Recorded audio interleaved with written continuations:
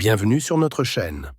Aujourd'hui, nous plongeons dans un sujet brûlant qui secoue le Moyen-Orient, les récentes escalades entre l'Iran et Israël. Dans la nuit du 26 octobre, la télévision d'État iranienne a rapporté des 6 fortes détonations autour de Téhéran, déclenchées par l'activation du système de défense aérienne.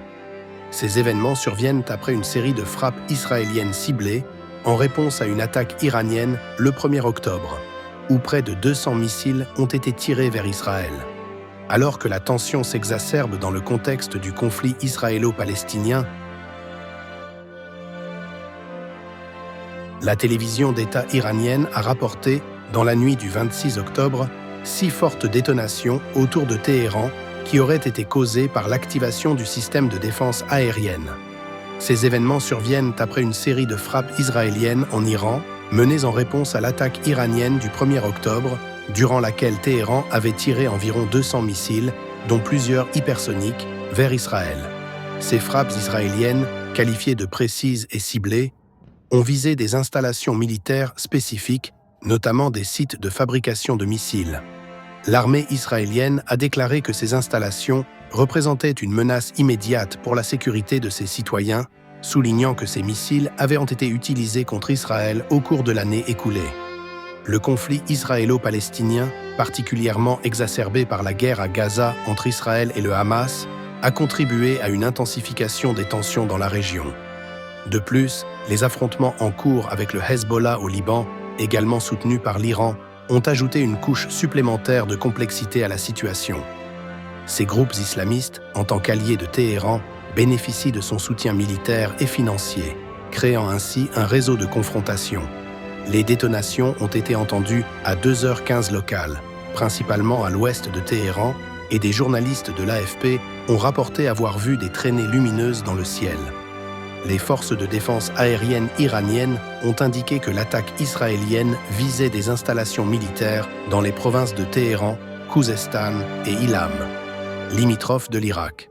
Selon elle, bien que des dégâts aient été enregistrés, ceux-ci étaient limités. L'armée israélienne a précisé que les frappes avaient également ciblé des batteries de missiles solaires et d'autres systèmes aériens, jugés nécessaires pour maintenir la liberté d'opération d'Israël dans la région. Le contre-amiral Daniel Hagari, porte-parole de l'armée israélienne, a averti que toute menace à l'État d'Israël entraînerait des conséquences sévères. À Washington, la Maison-Blanche a qualifié ces frappes israéliennes de manœuvres d'autodéfense, appelant Téhéran à mettre fin à ces attaques pour éviter une escalade supplémentaire.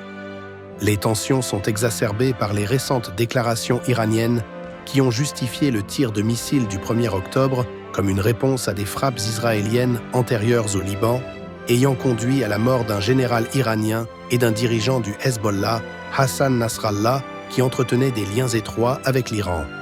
Les autorités iraniennes ont également évoqué des représailles liées à l'assassinat d'Ismail Haniyeh, ancien chef du Hamas, qu'elles imputent à des actions israéliennes sur leur territoire. Ce contexte de violence et de représailles mutuelles a placé la région sur un fil tendu, avec des conséquences potentielles sur la sécurité et la stabilité de l'ensemble du Moyen-Orient. L'Iran semble osciller entre escalade et recherche de détente, cherchant à naviguer dans un environnement international hostile tout en soutenant ses alliés régionaux.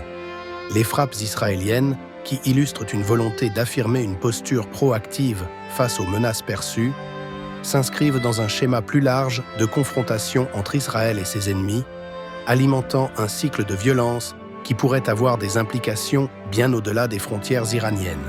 Les événements récents mettent en lumière non seulement les défis sécuritaires auxquels sont confrontés les États de la région, mais aussi la fragilité de la paix dans un contexte où chaque action est susceptible de déclencher une réponse proportionnée et potentiellement dévastatrice.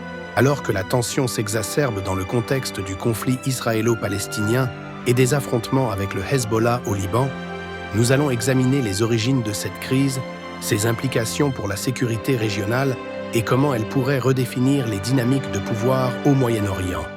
Restez avec nous pour une analyse approfondie de cette situation complexe.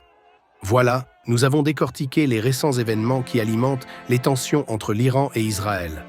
De l'activation des systèmes de défense à l'escalade militaire, chaque acte semble mener à une réponse en chaîne, amplifiant le climat de violence. Alors que les deux pays s'affrontent, la fragilité de la paix au Moyen-Orient devient plus évidente que jamais. Cette situation n'est pas seulement une question de sécurité régionale, mais elle a également des implications globales qui pourraient toucher de nombreux pays. Dans ce contexte instable, il est crucial de suivre ces développements de près, car chaque mouvement pourrait changer la donne. N'oubliez pas de vous abonner et de laisser un commentaire sur ce que vous pensez de cette situation. Merci d'avoir regardé et à très bientôt pour d'autres analyses sur des sujets d'actualité